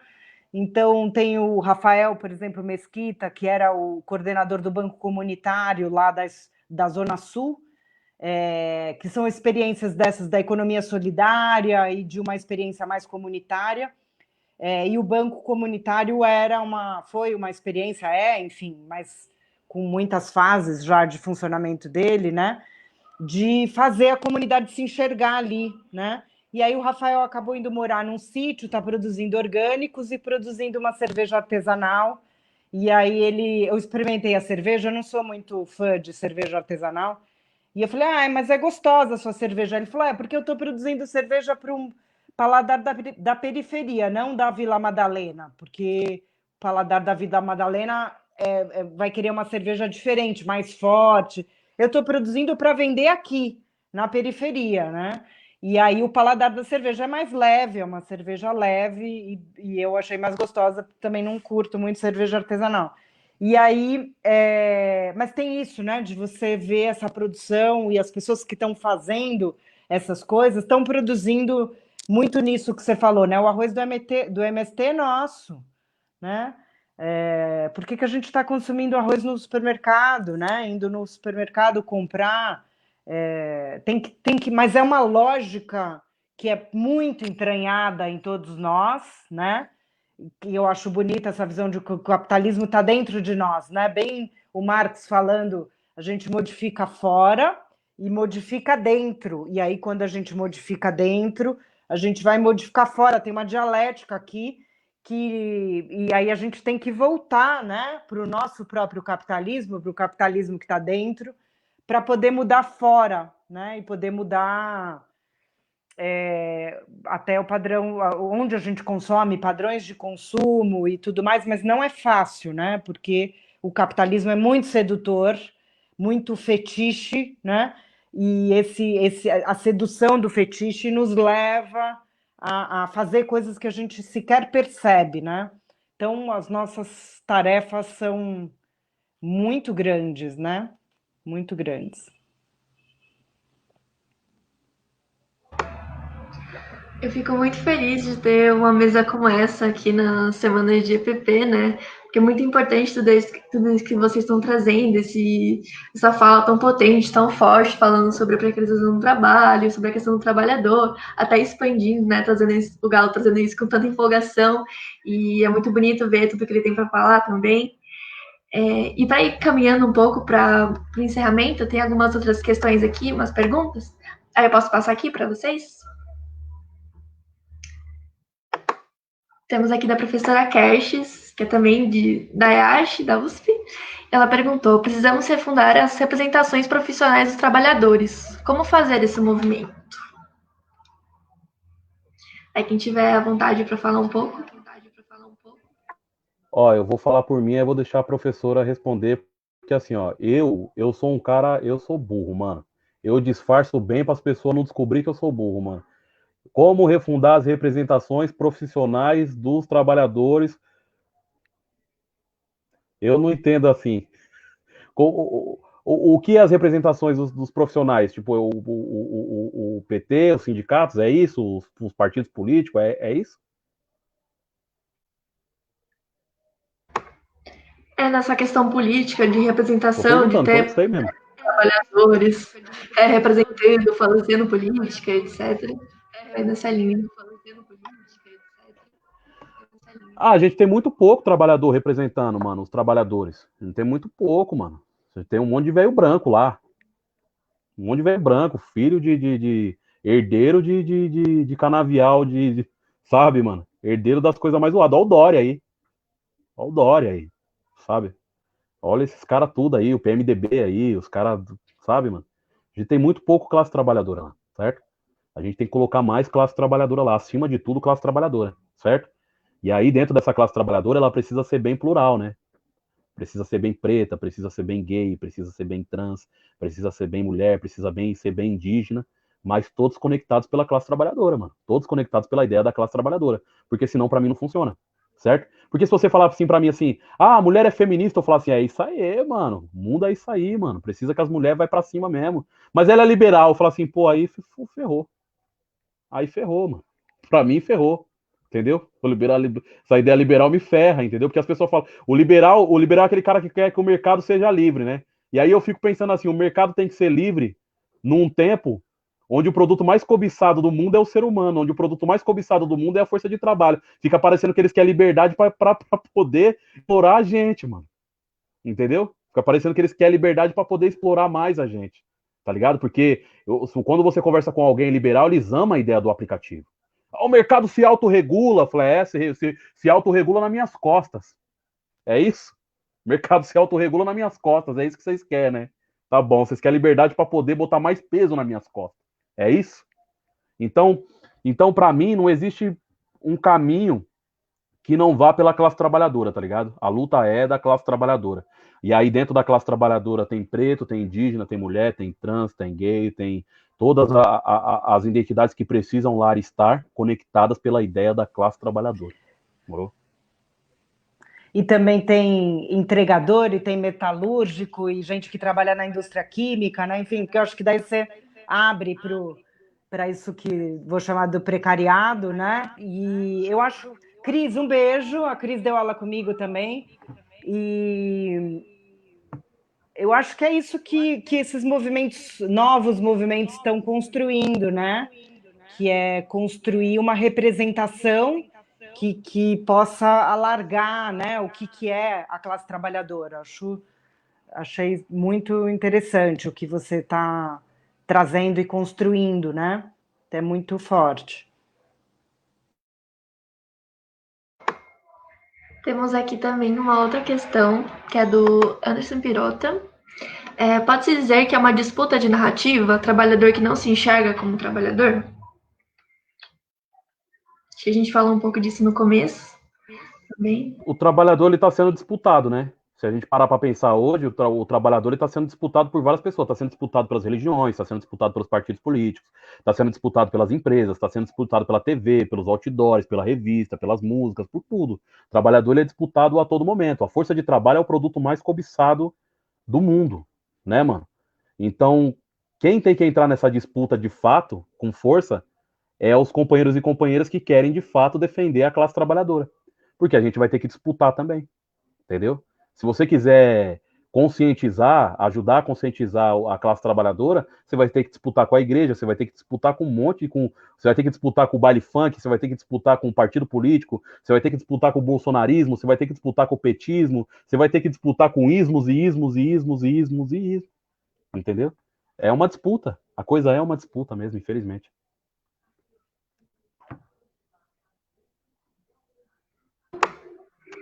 Se quiser falar também um pouco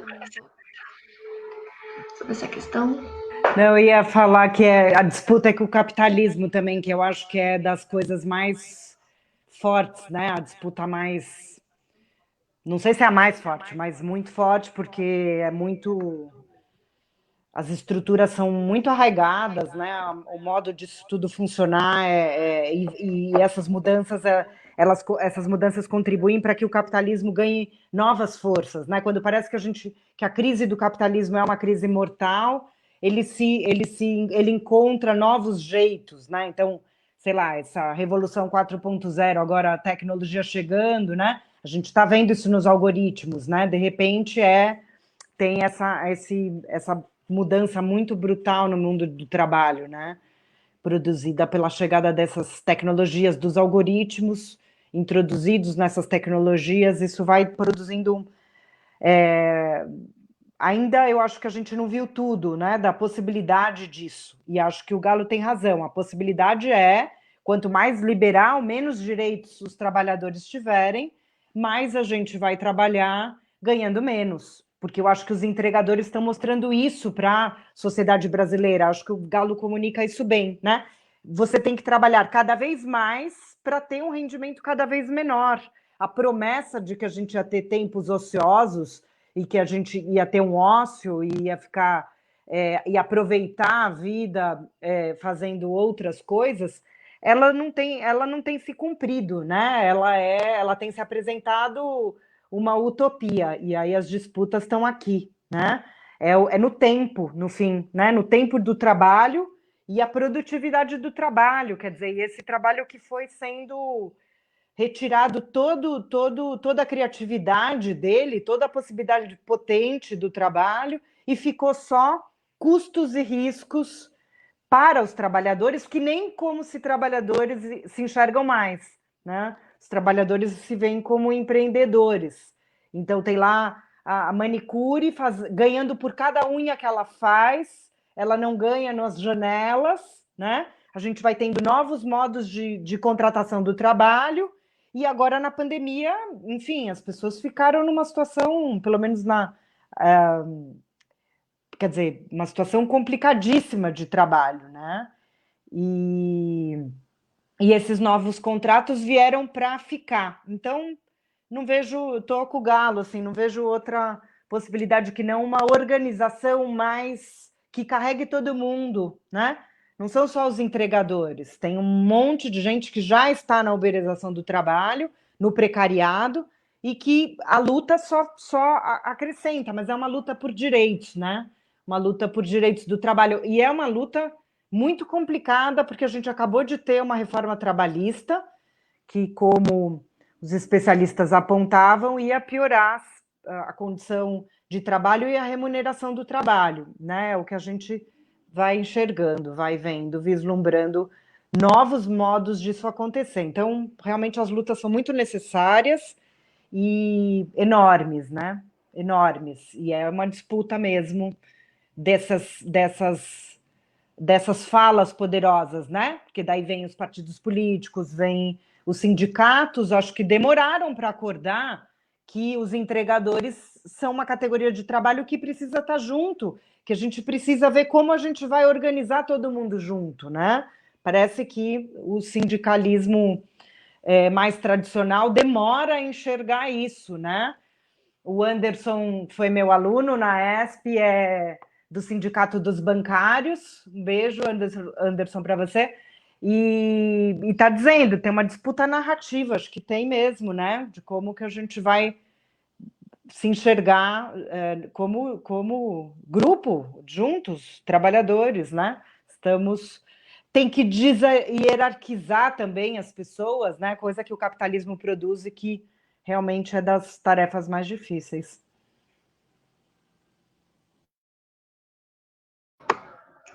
É muito bom. Agora a gente tem uns 15 minutos finais. Aí, se vocês quiserem dar suas considerações, conclusões sobre esse debate, podem ficar à vontade também. Agora que a gente não tem mais nenhuma pergunta aqui no chat.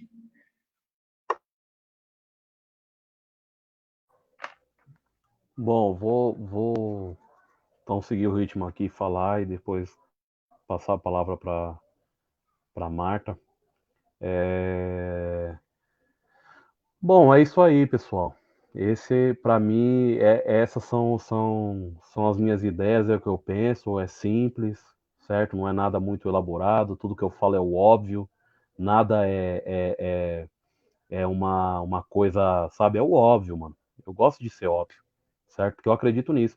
Eu acredito que quando você fala as coisas, e essas coisas já estão dentro das pessoas, entendeu? Aí vai ativar isso dentro das pessoas e é assim. As verdades se conectam dessa forma, tá ligado? Às vezes as pessoas querem escutar outra pessoa porque ela quer ter um conhecimento novo sobre a coisa, mas esse conhecimento novo já tá dentro dela, entendeu? Então, vamos supor, as pessoas escutam eu falar, aí acha eu bacana, é porque a pessoa é bacana. Isso que é o louco pra mim. Se a pessoa acha que o que eu falei é bacana, é porque a pessoa é bacana. Porque ela já tem dentro dela a ideia, ela já está predisposta a essa ideia. Então eu falo assim, ó, a força tem que estar na mão da classe trabalhadora. E a pessoa do outro lado fala assim, nossa, isso é legal. É porque isso já está dentro dela, entendeu? É porque ela já tem esse sentimento de empoderar a classe trabalhadora. Talvez esteja dormindo lá dentro, talvez outras coisas ela esteja dando atenção para outras coisas, mas isso já está lá dentro dela, entendeu? Então eu acredito muito nisso na classe trabalhadora, moro? As coisas já estão dentro dela. Eu sou um cara. Tem muita gente hoje que fala assim para mim, né? Galo, qual que é a sua? Você quer ser o Lula? Aí eu falo assim, não, eu quero ser o Paulo Freire, mano. Vocês estão me vendo da forma errada, moro? Por que eu gosto do Paulo Freire? Porque o Paulo Freire, ele tem uma ideia assim, ó. Eu sou simples, eu vou falar o óbvio. O Paulo Freire tinha uma ideia assim, ó. Como é que faz para o trabalhador aprender a escrever? Ensina ele a escrever enxada. Porque a enxada tá lá no convívio dele, ele entende, então vai ser mais fácil ensinar ele a ler uma coisa que é do convívio dele. Ou seja, mano, você não tá ensinando nada, mano. Você só tá fazendo ele botar para fora a coisa que ele já sabe. Ele entende o que é a enxada, entendeu? Agora ele vai entender que com E, com pá, faz a enxada, pum, enxada, entendeu, mano? Então eu acho que essa é a coisa, moro, mano? Conseguir tirar de dentro das pessoas aquilo que já tá dentro delas, mano. Eu falo assim, ó, quando o patrão fala que o feijão tá salgado demais, é porque ele tá comendo as lágrimas da Dona Maria, entendeu? Porque a gente não pode parar para chorar. A gente tem que chorar em cima do feijão, moro? Então a Dona Maria não vai parar para chorar em casa, ela não vai tirar um dia de folga para ela chorar, porque o marido dela tá preso, porque o filho tá na droga, certo? Porque a filha foi para prostituição. Ela vai chorar em cima do feijão do patrão, mano. Olha o tanto de conhecimento que essa mulher tem na carne, mano.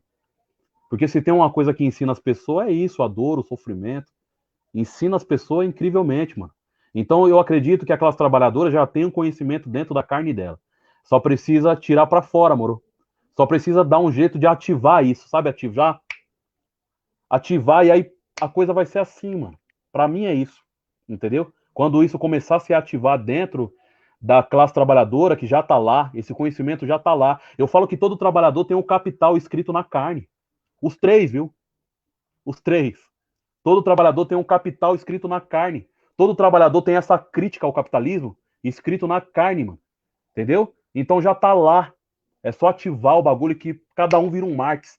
Aí tem gente que acha que vai chegar um dia que vai chegar na favela e vai ter uma estátua do Marx, ou vai ter uma foto do Bakunin na sala da Dona Maria e tal. O dia que tiver uma estátua do Marx na favela, a favela não mais existirá. Porque você acha que as pessoas vão entender de fato essas ideias e vão permitir uma coisa como favela existir, fome existir, opressão e exploração existir, sendo que a classe trabalhadora é um castelo de pedra.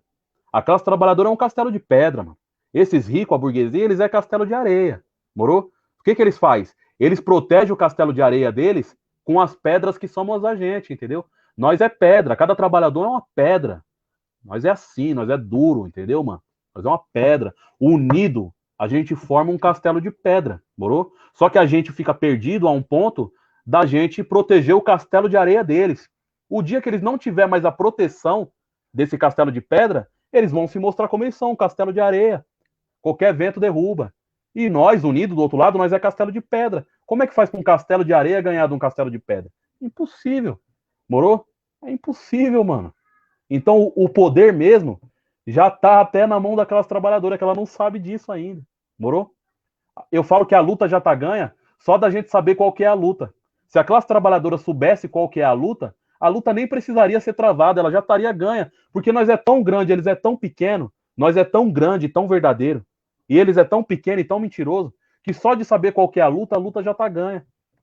Tem que fazer uma revolução e cabeças vão rolar, é só saber qual que é a luta, mano. É só saber qual que é a luta. Sabe quando você fica contando uma mentira? Eu tô aqui, ó, com a Marta, contando uma mentira. É, Marta, eu sou o bonzão, eu sou o fodão, eu faço e aconteço. E a Tainá já me conhece de uma longa data. E ela sabe a minha verdade. Ela sabe que eu não sou o bonzão, que eu faço, que eu não aconteço. Ela sabe toda a minha verdade.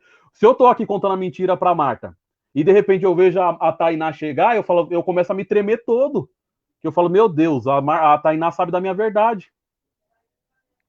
Então, para mim, a luta já tá ganha só de saber qual que é a luta. Porque a verdade, uma verdade mata 1000 mentiras. 1000 mentiras não tem o poder de matar uma verdade. Só na internet. Na internet, 1000 mentiras acabam matando uma verdade fácil, né, mano? É por isso que eu falo que discurso bonito na internet não vai ganhar nunca de mamadeira de piroca, entendeu? Não que a internet não seja uma boa ferramenta pra gente utilizar, entendeu? Mas não tem que ser a principal ferramenta, não. Eu vejo um pessoal falando assim, a esquerda tem que aprender a utilizar a internet. A esquerda pode aprender a utilizar a internet o que for.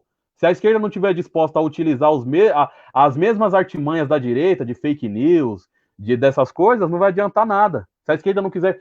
vamos lá, a esquerda não quiser contar uma mentira sobre o Bolsonaro e colocar 1000 robôs para impulsionar essa mentira, a gente sempre vai estar em desvantagem aqui. Agora, na vida real não tem como, mano. Na vida real é simples, mano. Na vida real a coisa é simples, mano. O olho fala a verdade, a pele fala a verdade, o cabelo fala a verdade. É muita coisa contando a verdade, é muita coisa concorrendo com uma coisa só. A única coisa que você consegue utilizar para contar uma mentira no mundo real é a boca, mano. Certo? De resto, você tem um monte de coisa para falar a verdade para você, mano. Por isso que na vida real eu gosto de conversar olhando no olho da pessoa, entendeu? Se eu não ver verdade no olho da pessoa, para mim o que ela tá falando pela boca não valeu de nada. Preciso ver verdade em tudo, no conjunto da obra, entendeu? Não adianta a Tainá chegar em mim e falar assim, eu sou uma anticapitalista, Galo, com a camisa da Louis Vuitton, assim. Eu sou uma anticapitalista, Galo, certo? Pera aí que eu sujei meu Nike. Não, eu sou uma anticapitalista, Galo. Claro que eu sou uma capitalista. Aí abre uma lata de coca e... Tá bom, firmeza. Ou seja, você falou que você é anticapitalista pela boca, mas você viveu o capitalismo em tudo ao seu redor. E eu não estou dizendo que é isso, né? Eu não estou dizendo que é isso. Agora tem que todo mundo parar de usar Nike, parar de usar Louis Vuitton e parar de tomar Coca-Cola. Mas é voltando naquilo que eu disse, entendeu? É mó fácil criticar o capitalismo que está lá fora. Difícil é criticar o capitalismo que está aqui dentro. Morou? Eu tô numa luta anticapitalista, mano. Mas daqui a pouco, com certeza, eu vou tomar uma Coca, que eu sou viciado nela.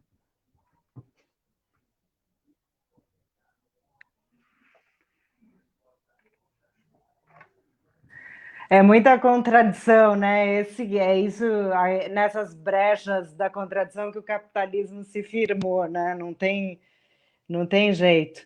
Bom, eu agradeço muito a conversa, achei até uma honra estar aqui conversando com você, te ouvindo, muito potente a tua fala, porque eu acho que fala para o coração mesmo, mas de qualquer maneira eu acho que essas coisas estão dentro das pessoas, mas como é muita contradição, também tem o ódio, né? Que eu acho que a extrema-direita tem conseguido, através das mensagens de WhatsApp, nesse momento, por exemplo, deve estar circulando muita mensagem contra a vacina chinesa, porque minha única saída de casa essa semana eu ouvi isso, né? Ah, vacina chinesa eu não vou tomar, alguém me disse, né?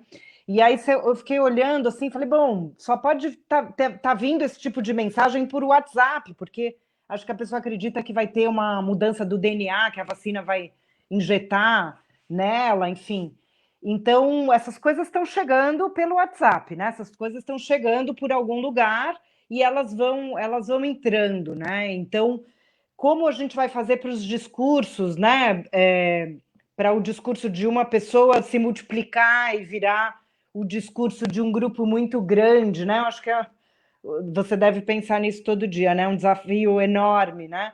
De como fazer chegar esse afeto que já está nas pessoas, mas que vai competindo com o ódio, com o desalento, que também está presente, né? Acho que nós somos muitas coisas e é muita contradição, e também o capitalismo foi se desenvolvendo nessa contradição, né? Então, a luta é muito, muito grande. Vamos lá, né? Vamos cada um fazer a parte que pode fazer e aprender com as pessoas que estão com essas vozes muito potentes para a gente ir entendendo como a gente faz dentro para fazer fora, né?